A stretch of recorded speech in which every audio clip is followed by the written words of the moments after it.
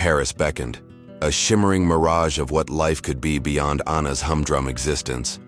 She'd packed her bags, leaving behind a soul-crushing job and a heart still mending, hoping the city of lights would sprinkle some much-needed magic. Little did she know, destiny had a far more audacious, utterly life-altering plan in store. Before we plunge headfirst into Anna's incredible tale, please take a quick second to hit that subscribe button. You won't want to miss our future deep dives into captivating stories just like this one. Also, give this video a thumbs up and tell us in the comments, where are you watching from? We love hearing from our global family. Anna, a young woman in her late 20s, often found herself feeling like a background extra in her own life. Her days were a monotonous loop of spreadsheets, lukewarm coffee, and the quiet hum of an office where ambition felt like a foreign concept. She'd always been the type to play it safe, to color inside the lines, to avoid making waves. But a persistent, quiet longing had begun to stir within her, a yearning for something more, something exhilarating. She dreamt of vibrant colors, spontaneous laughter, and a life lived with unbridled passion. Paris, with its storied boulevards and bohemian allure, seemed the perfect antidote to her growing ennui. She'd saved every penny, imagining romantic walks along the Seine and quiet moments in art museums, hoping to find a spark. This wasn't merely a vacation, it was a desperate pilgrimage to find a piece of herself she feared had been lost, or perhaps never truly discovered. Anna truly hoped for a fresh start. Her arrival in Paris felt like stepping into a dream. The air hummed with an energy she'd never experienced, a symphony of foreign tongues and the sweet scent of patisseries. Yet, beneath the initial awe, a familiar sense of apprehension lingered. Could this magnificent city truly transform her, or was she doomed to remain the same? Anna spent her first few days as a diligent tourist, guidebook in hand, ticking off the usual landmarks. She marveled at the Eiffel Tower, wandered through the Louvre, and sipped coffee at charming sidewalk cafes. Each experience was lovely, yet they felt somewhat detached, as if she were viewing them through a pane of glass. She observed the Parisians, their effortless style and confident stride, and felt a pang of inadequacy. They seemed to possess a secret language of chic she simply couldn't decipher. Anna, with her practical shoes and sensible coat, felt like an amateur, an outsider in a city that celebrated boldness and flair. One evening, while nursing a solitary glass of wine in a small bistro, a thought struck her. Was she truly engaging with Paris, or merely observing it? The luxury hotels, the gleaming designer boutiques, the exclusive restaurants, they represented a world she could only gaze upon, never truly enter. Her journey needed more. A quiet dissatisfaction settled over her. She'd come all this way, but the profound shift she craved remained elusive. Anna started to wonder if her quest for inspiration was futile, if she was destined to forever stand on the sidelines of life's grandest stages. Oh, how wrong she was. Fate was about to serve up quite the surprise. Anna had found herself drawn to the magnificent Grand Étoile Hotel lobby, not for a grand affair, but for a decidedly mundane purpose. Her phone battery had died, and the hotel's famed cafe offered a quick, potent espresso, and more importantly, a charging outlet. It was a simple solution to a modern-day dilemma, nothing more. She settled into an ornate armchair, nursing her coffee, lost in thought. The lobby buzzed with the low murmur of high society, a dazzling spectacle of designer clothes and hushed, important conversations. Anna felt a peculiar blend of fascination and awkwardness, totally out of her element amid such opulent surroundings. Then a figure emerged, effortlessly commanding attention. He was impeccably dressed, a man who exuded an air of quiet authority and undeniable wealth. His eyes, sharp and intense, swept the room, landing directly on Anna. A faint frown creased his brow as he approached, his stride purposeful. "Isabelle?" His voice, a low rumble with a distinctly French cadence, cut through the ambient chatter. Anna blinked, startled, pulling herself from her reverie. "Pardon me, sir?" she replied, her English accent a stark contrast to his refined tones. She couldn't fathom why this imposing man was addressing her. He paused, a flicker of impatience in his gaze. "You are Isabelle, are you not?" My apologies. Traffic was simply dreadful. He gestured vaguely towards the door, then offered a curt, almost dismissive smile. Anna's heart began to thrum. This was clearly a misunderstanding of epic proportions. She wasn't Isabel. "Oh, I'm afraid you have me confused with someone else," Anna quickly explained, a blush creeping up her neck. "My name is Anna. I'm just here for a coffee." She felt a sudden urge to vanish into thin air, utterly embarrassed by the mix-up and the man's intense, unyielding scrutiny. This was all just incredibly awkward.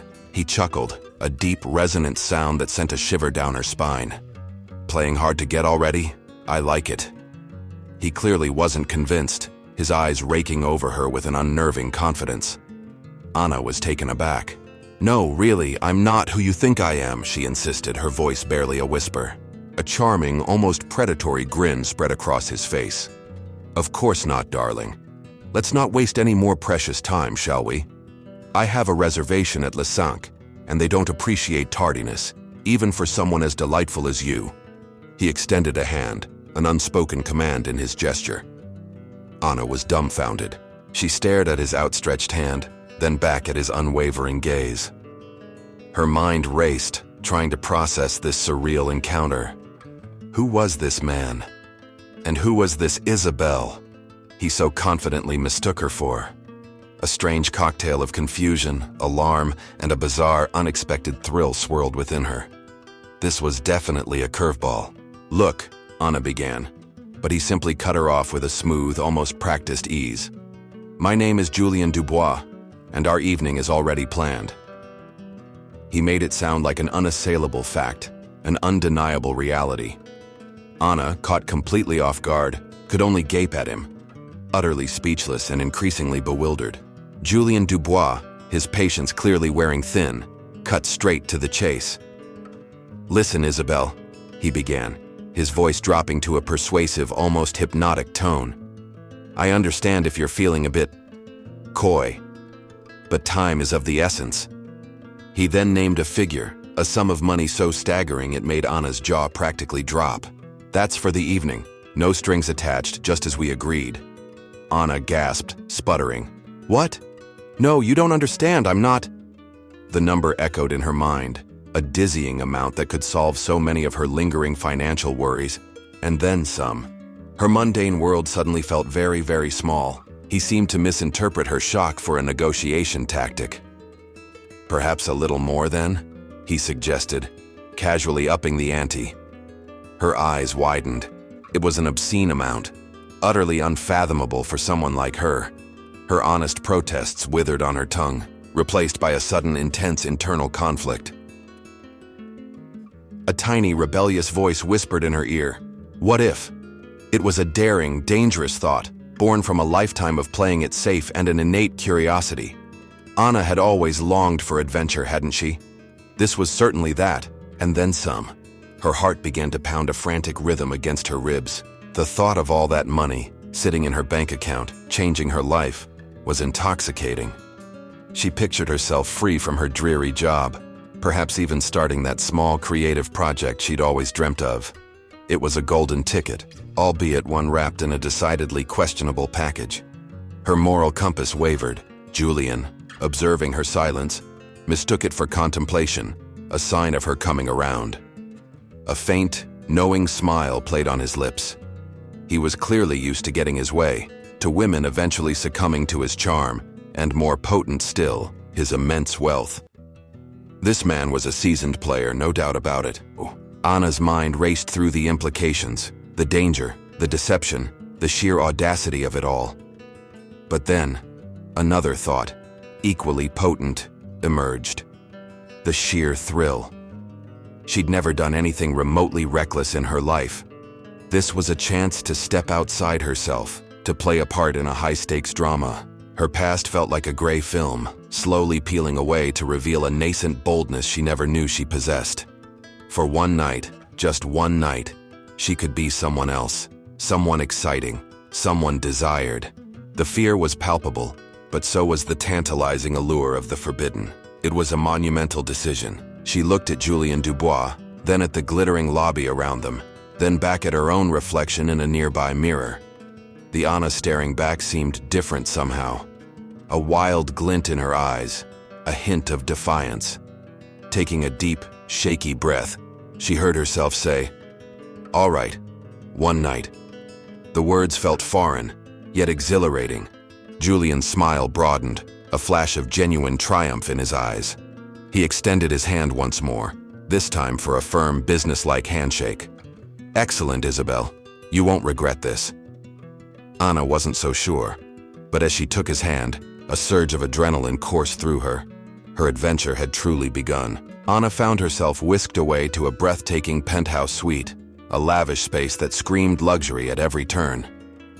Marble floors gleamed, silk drapes flowed, and panoramic views of Paris stretched out beneath them.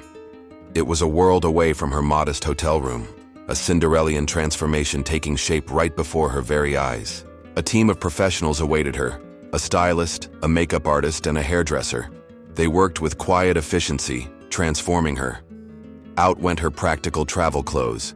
In came a shimmering midnight blue gown, chosen from a rack of haute couture. The fabric felt like liquid silk against her skin, utterly divine. Jewels, glittering with diamonds and sapphires, were delicately placed around her neck and wrists. Anna couldn't help but gasp at their brilliance.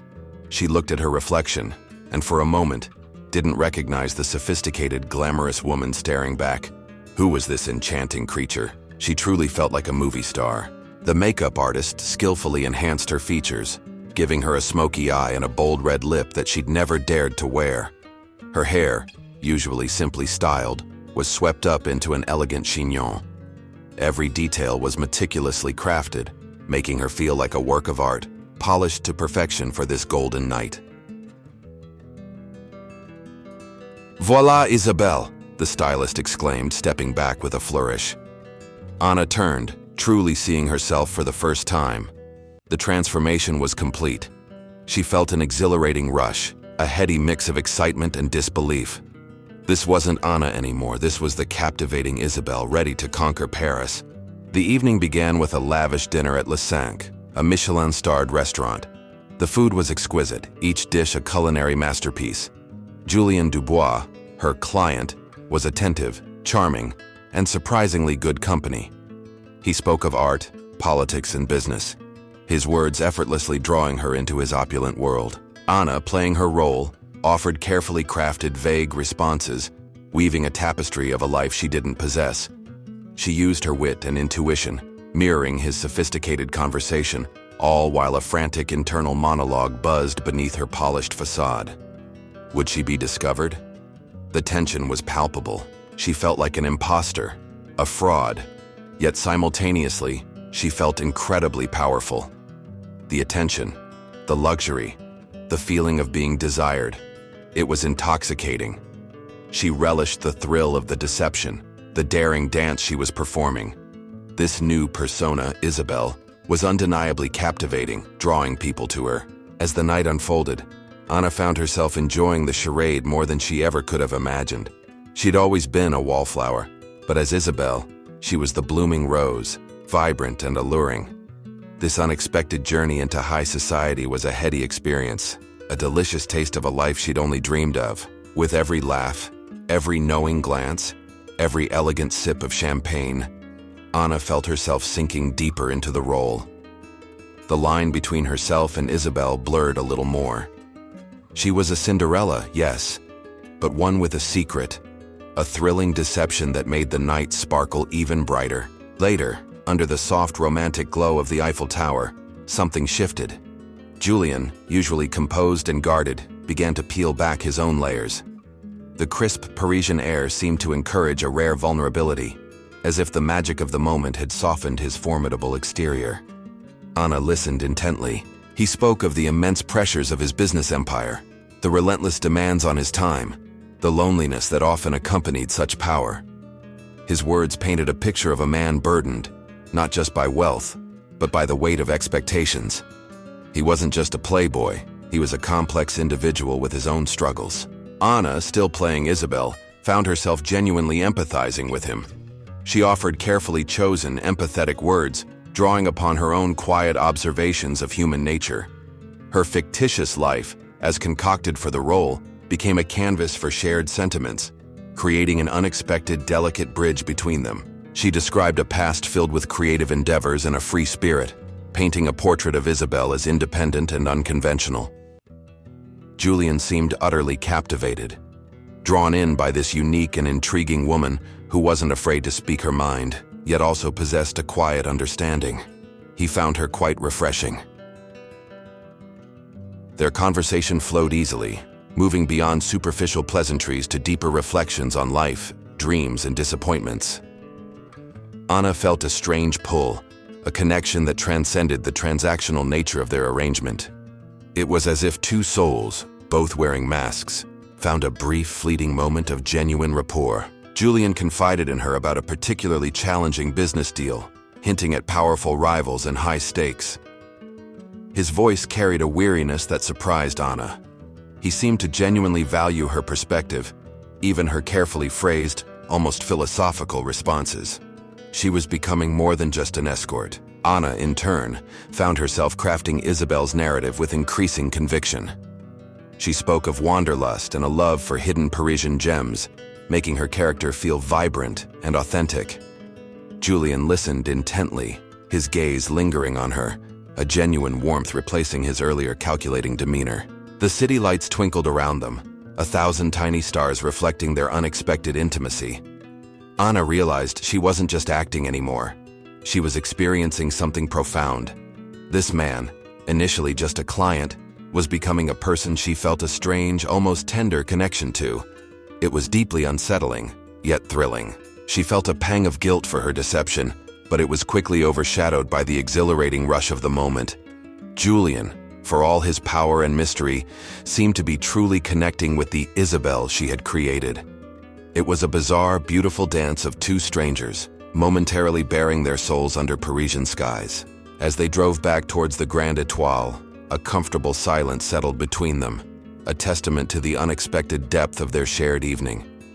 Anna felt a strange mix of emotions, satisfaction, trepidation, and an undeniable sense of wonder. This night was turning out to be far more than she'd ever anticipated. Their easy camaraderie was suddenly shattered by a jarring ringtone. Julian's phone, an expensive model, vibrated insistently on the console. He glanced at the caller ID, a muscle ticking in his jaw, and a shadow crossed his face. He quickly silenced it, but the moment of tension was clear, a stark contrast to their earlier intimacy. Moments later, as they entered the hotel lobby, a well-dressed woman approached, her eyes scanning the area with an air of urgency. She spotted Julian and, with a relieved gasp, rushed over. "Monsieur Dubois, we've been looking for you. Is everything all right? And Isabel, where is she?" Anna's heart lurched. Panic flared through her, a cold dread seizing her stomach. This was it, the moment of truth, her cover about to be blown. She could feel her carefully constructed facade crumbling, her Cinderellian dream turning to dust. Her gaze darted between Julian and the anxious woman, a silent plea in her eyes. Julian, however, was a master of composure. Without missing a beat, he put a reassuring hand on the woman's arm. "Ah, Simone. Everything is perfectly fine. Isabel had a last-minute prior engagement, regrettably. My apologies for the confusion." He offered a practiced, charming smile that barely reached his eyes. He then turned to Anna, his expression a smooth mask of feigned exasperation. "And you, my dear," he said, his voice surprisingly firm. "You must forgive Simone. She's new to Paris and still learning the ropes." He gave Anna a subtle, almost imperceptible wink, a silent command for her to play along. Anna caught his drift. Anna, still reeling, managed a shaky, polite smile, mirroring his subtle cue. "It's quite all right," she murmured, her voice a little too high. Simone, though still looking slightly bewildered, seemed to accept Julian's explanation, her gaze still lingering on Anna with a hint of suspicion, a spark of recognition. You look somewhat familiar," Simone mused, her brow furrowing. Anna's breath hitched. Julian, ever the strategist, smoothly interjected. "Isabel has a striking resemblance to a famous actress, doesn't she, Simone? It's uncanny. He laughed, a light, dismissive sound that steered the conversation away from danger. Simone, momentarily distracted by the comparison, dropped her line of questioning. Julian, with an impressive display of social agility, quickly changed the subject, inquiring about a business matter, effectively dismissing Simone and Anna from the conversation. The immediate crisis was averted, but Anna was shaken to her core. As they moved away, Julian glanced at Anna, a silent acknowledgement passing between them. He hadn't just protected her, he had demonstrated a chilling ability to manipulate perceptions and control situations. It was clear this man navigated a world far more complex and dangerous than Anna could have ever imagined. Anna's mind raced. Who was Simone? And what did she know about the real Isabel? The brief encounter had ripped a hole in her illusion of a simple, glamorous evening, revealing the shadowy undertones beneath. This game was far more serious, far more perilous than she had initially comprehended. As the night deepened, Anna found herself playing the role of Isabel with an almost frightening precision. She no longer merely imitated, she embodied the character. The luxury, the high-stakes conversations, the alluring glances, it all became a part of her. A new skin she was learning to wear with surprising ease. A strange, compelling power blossomed within her. She realized that she wasn't just performing for Julian, she was performing for herself. The woman who had left London feeling adrift was fading, replaced by someone bolder, more confident, more alluring. It was an exhilarating, yet disorienting transformation. Julian, meanwhile, seemed increasingly captivated. His gaze lingered on her, not with the initial detached assessment of a client, but with a genuine, undeniable attraction. He hung on her words, sought her opinions, and his touch, when it came, felt less transactional and more intimate, sending shivers down her spine. This unexpected connection deepened her internal conflict. Who was she now? Was she still Anna, the quiet woman from London? Or had Paris, and this extraordinary deception, irrevocably changed her into Isabel? The lines blurred, leaving her grappling with a profound crisis of identity. It was a dizzying dance. She found herself craving his attention, his approval, the intoxicating feeling of being seen, truly seen, by a man of such stature. It was a dangerous game, blurring the boundaries of professional and personal, of truth and fiction. Every moment felt charged with a volatile mix of excitement and peril. The raw emotions felt during the evening were startling. The thrill of the chase, the fear of exposure, the surprising warmth of connection, they were all intensely real. This wasn't just a performance. It was a visceral experience that awakened parts of her she never knew existed, making her feel intensely alive. She started to question everything about her past life. The dullness, the predictability, the comfort of the familiar. It all seemed utterly unappealing now. How could she ever go back to that quiet existence after experiencing such a whirlwind of glamour, intrigue, and raw emotion? The thought felt almost unbearable. Julian, for his part, seemed truly enchanted. He spoke less of business and more of shared moments, of future possibilities that seemed to transcend their current arrangement. He looked at her as if she held all the answers, as if she were the most fascinating woman he had ever encountered. It was a powerful, intoxicating spell. Anna found herself falling deeper into the illusion, lost in the intoxicating fantasy. She was a woman on the edge, walking a tightrope between two worlds, and the adrenaline was keeping her aloft. The more she played Isabel, the more Isabel became a part of her, an undeniable, potent force. The night was a whirlwind of sensory delights and emotional highs. Anna, the unsuspecting protagonist, embraced her role, feeling a profound shift within her very core. She was no longer just observing life, she was living it, in the most spectacular and dangerous way imaginable, utterly swept up in the magic. As the first hints of dawn painted the Parisian sky, the golden night drew to a close. Julian led Anna back to the penthouse suite, the remnants of their extraordinary evening lingering in the air like expensive perfume. A comfortable, yet heavy silence settled between them, pregnant with unspoken emotions and lingering thoughts. He produced a sleek leather envelope, sliding it across the polished table. "For your services, Isabel," he said, his voice softer than before, almost tender. Anna's heart pounded as she opened it, revealing bundles of crisp euro notes. The sum was indeed staggering, far exceeding her wildest dreams, a testament to the night's worth. The sheer weight of the money in her hands felt surreal, a tangible symbol of the audacious gamble she had taken. It was an absurd fortune, enough to rewrite her future. Yet, a strange hollowness began to form in her chest, a counterpoint to the financial windfall. The excitement of the chase was fading. Julian stepped closer, his gaze searching hers. "Thank you, Isabel," he murmured, his voice laced with an emotion Anna couldn't quite decipher. His hand gently cupped her cheek, his thumb tracing a delicate line.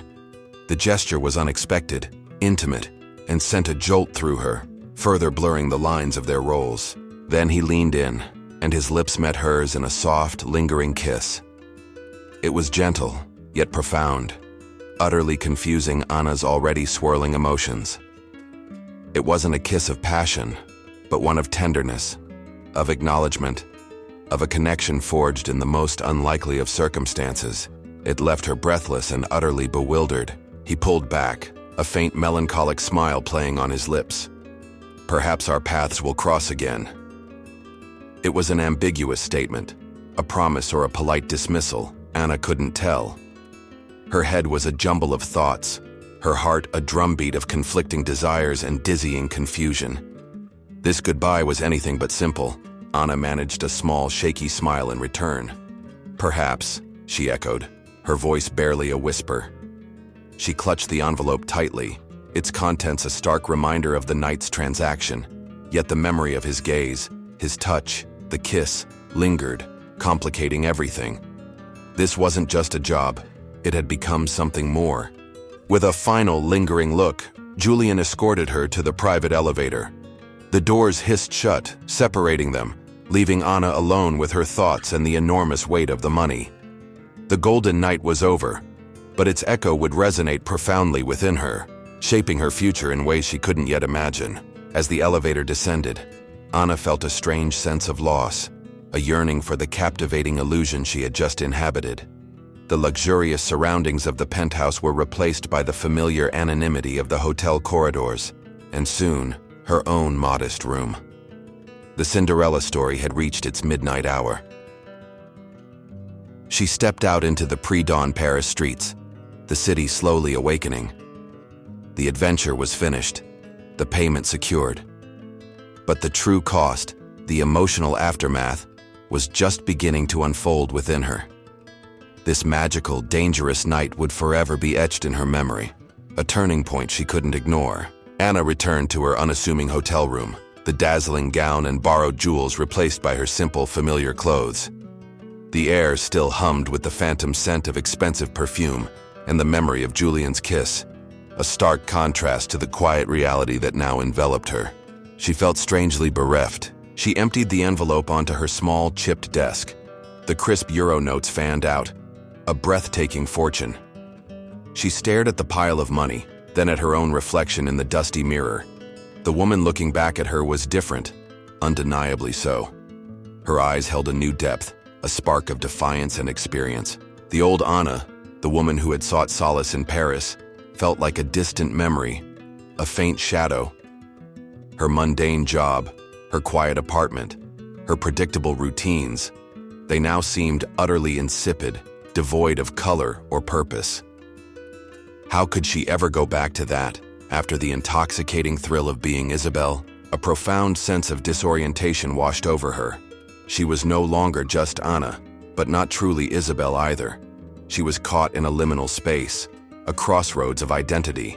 The experience had cracked open her world, exposing both its limitations and a thrilling new realm of possibilities. It was an unsettling rebirth. Her modest room, once a safe haven, now felt confining. The silence, previously comforting, now seemed deafening, amplifying the chaotic symphony of thoughts in her head. She picked up her battered notebook, its blank pages mocking her with their emptiness. The inspiration she'd sought had arrived, but in a brutal, shocking form. The money was a blessing, no doubt, a golden key to financial freedom. Yet, it also felt like a heavy burden, a tangible reminder of her audacious deception. Could she truly enjoy it, knowing the truth of how it was earned? The moral quandary weighed heavily on her conscience, a silent, persistent hum. She ran her fingers over the smooth currency, the cold paper a stark reminder of the risks she'd taken. The world, once neatly compartmentalized, now felt fluid and dangerous. Her innocence, once a defining trait, had been shed, replaced by a shrewdness she never knew she possessed. It was a daunting realization. Anna tried to imagine herself back in her old life, filling out spreadsheets, sipping instant coffee. The image felt suffocating, unbearable. This night had irrevocably altered her internal landscape, etching new pathways of courage and cunning. There was no going back to the naive girl who had boarded the train to Paris. A mix of fear, anger, and exhilarating possibility swirled within her. She was furious at Julian for his deception, for using her, yet she also felt a strange gratitude. He had, inadvertently, shown her a strength and a daring she never knew she possessed. He had ignited a fire within her. She stared out the window at the waking city, the Eiffel Tower still visible in the distance. The golden night was over, but its legacy was just beginning. Anna was no longer just a passive observer.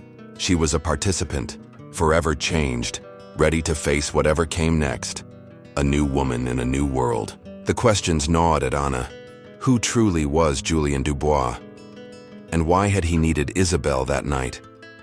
Consumed by a restless curiosity that wouldn't abate, Anna knew she couldn't simply walk away. She had to dig deeper, to unravel the threads of the dangerous tapestry she had unwillingly become a part of. Armed with Julian's full name, which she'd cleverly memorized during their brief encounter, Anna discreetly began her investigation. She used her phone, now recharged, and the hotel's public computers, carefully searching for any information she could unearth about the enigmatic man who had swept her into his world. The internet yielded a wealth of information. Julien Dubois wasn't just a rich businessman. He was a titan of industry, with significant political connections and a sprawling network of influence. His name was frequently linked to high-profile real estate developments and, more recently, a controversial environmental initiative. But as Anna delved deeper, she stumbled upon something far more unsettling. Whispers, discreetly buried in obscure news archives and forums, hinted at a family scandal involving a missing person, a distant relative, years ago. The details were vague, shrouded in speculation and rumors of powerful cover-ups. Then, her heart froze. A small, almost hidden article from a lesser-known tabloid, dated just days before her arrival in Paris, reported the disappearance of a young woman named Isabelle Moreau, a high-end socialite known for her connections to influential figures. The description matched exactly what Julian had expected. Anna felt a sickening lurch in her stomach. Isabelle Moreau, the real Isabelle. The woman Julian had been waiting for. The truth hit her like a physical blow, cold and undeniable. Isabelle wasn't just unavailable, she was gone. The implication was horrifying, sending a chill down Anna's spine. She frantically cross-referenced dates, names, and locations. The pieces of the puzzle clicked into place with terrifying clarity. Julian had known. He had known Isabelle was gone when he approached Anna. He hadn't mistaken her. He had chosen her deliberately for a reason. Anna felt a wave of nausea. The charming, vulnerable man she'd connected with under the Eiffel Tower was a facade. He was a manipulator, a calculating strategist who had used her as a pawn in a game she still didn't fully comprehend. The realization was a bitter pill to swallow, tinged with a furious betrayal. Her trust had been shattered. The full weight of the danger she had been in crashed down on her. She had spent a night with a man who was likely involved in something far more sinister than a simple business deal. He wasn't just a powerful man, he was a dangerous one, and she had walked right into his web, utterly naive. Anna stared at the screen, her reflection staring back, a woman now truly awake to the dark undercurrents of the world. The money, once a symbol of freedom, now felt tainted, a price for her unwitting participation in a high-stakes deception. Her Parisian adventure had taken a terrifying, unforeseen turn. The blood ran cold in Anna's veins. It wasn't a mistake. It was a calculated move. Julien Dubois, with his polished demeanor and deceptive charm, had chosen her. He hadn't simply confused her for Isabel. He had intentionally sought a substitute, someone unknown, someone who wouldn't raise suspicions. The audacity of it left her reeling. The motive began to crystallize, chilling her to the bone. He needed an Isabel for that specific evening, perhaps to maintain appearances, to create an alibi, or to test someone's reaction to Isabel's supposed presence. Anna had been the perfect, unsuspecting stand-in, a convenient prop in his dangerous charade. A surge of white-hot fury coursed through her. She felt used, violated, a pawn in a game far beyond her comprehension. The connection she thought they shared, the moments of vulnerability, the kiss, it was all a lie, a carefully constructed illusion. The betrayal stung, sharper than any physical pain. Yet, beneath the anger, a strange sense of empowerment began to bubble. She had survived. She had not only navigated a night in the lion's den, but had also, unwittingly, outsmarted a man as formidable as Julien Dubois. She had seen through his mask, even if it took her a little while to realize the truth. Anna was now armed with information that could bring down Julien Dubois, or at least expose his deceit.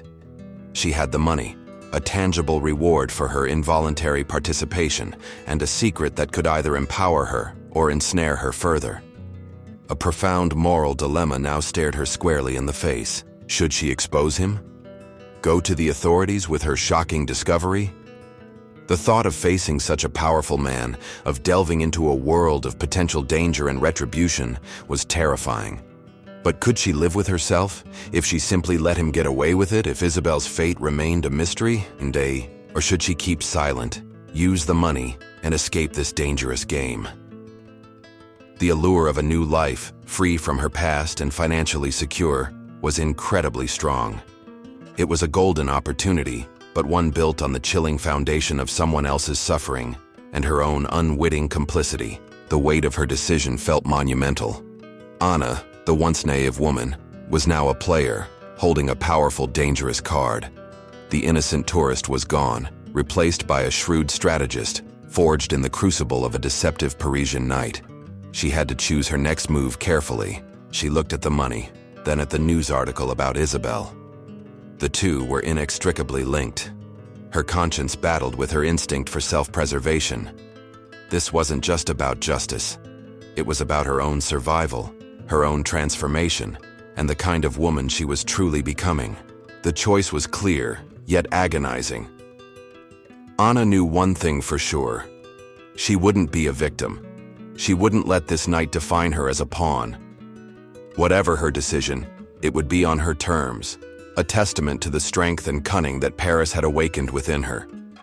The game was far from over. Anna made her decision. She would not be a victim, nor would she be a pawn in anyone else's game. She had survived, even thrived, in a world of deception, and now she would use that experience and the considerable sum of money she possessed to forge a new path entirely on her own terms. The first step was to disappear.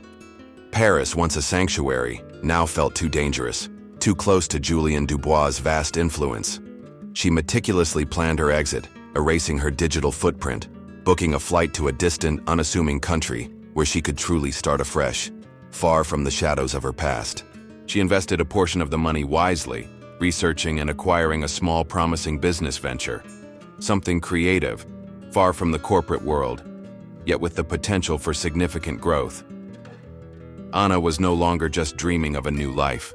She was actively, strategically building it, brick by careful brick. The experience had sharpened her senses, giving her an almost uncanny ability to read people, to detect hidden motives. She learned to trust her instincts, a skill that proved invaluable in her new entrepreneurial endeavors. The woman who once played it safe was now a calculated risk-taker, with a keen eye for opportunity. She carried the memory of Julien Dubois, not with bitterness or regret, but as a stark, powerful lesson. He had been a catalyst, an unwitting mentor who had shown her the ruthlessness of the world, but also the dormant power within herself. He had opened her eyes, and for that she felt a strange, complex gratitude. Anna never reported Julien Dubois. She knew that attempting to confront such a powerful figure would likely put her in even greater danger. Instead, she chose to empower herself, transforming the trauma and deception into fuel for her own ascension, a silent personal victory over her manipulative adversary. Her new life was meticulously constructed, a fortress of independence and self-reliance. She wasn't an escort, but a strategist, a businesswoman, a survivor who understood the delicate art of playing the long game. The innocent girl from London was gone, replaced by a woman of steel, tempered by the fires of Paris. She found satisfaction in her work, a deep sense of purpose that her old life had never offered. The thrill of building something from the ground up, of navigating challenges with a newfound confidence, was incredibly rewarding. Anna was no longer a spectator. She was the architect of her own extraordinary destiny. Sometimes, late at night, she'd gaze at a photograph of the Eiffel Tower, a reminder of the night that had changed everything. She remembered Julian's eyes, his unexpected kiss, and the chilling realization of his deceit. It was a potent cocktail of memories, a testament to her journey from naivete to astute self-possession. The Golden Night wasn't just an adventure, it was a violent awakening, a rite of passage that forged a new Anna. She walked through life with a cynical wisdom, a sharp intelligence, and an unwavering belief in her own capabilities. Her future was unwritten, but one thing was certain. She would write it herself, by her own rules. And there you have it, folks. Anna's incredible journey from a quiet life in London to a night of dazzling deception in Paris, and ultimately, to a powerful transformation. Her story is a poignant reminder that sometimes, the most unexpected detours lead us to discover the truest versions of ourselves. What an unbelievable ride, wasn't it? Anna's story really makes you think about courage, deception, and finding your own path. Before you go, tell us in the comments below, if you were in Anna's shoes, after uncovering Julian's secret, what would your next move have been? We'd love to hear your thoughts. Your insights are always so valuable, and we absolutely love connecting with you all. If you enjoyed this deep dive into a captivating narrative, please make sure to give this video a huge thumbs up. It really helps us bring more compelling stories to life for you. And don't forget, if you haven't already, hit that subscribe button. You won't want to miss our next adventure, another fascinating tale that's sure to keep you on the edge of your seat. Thank you so much for watching, for being a part of our community, and until next time, keep dreaming big.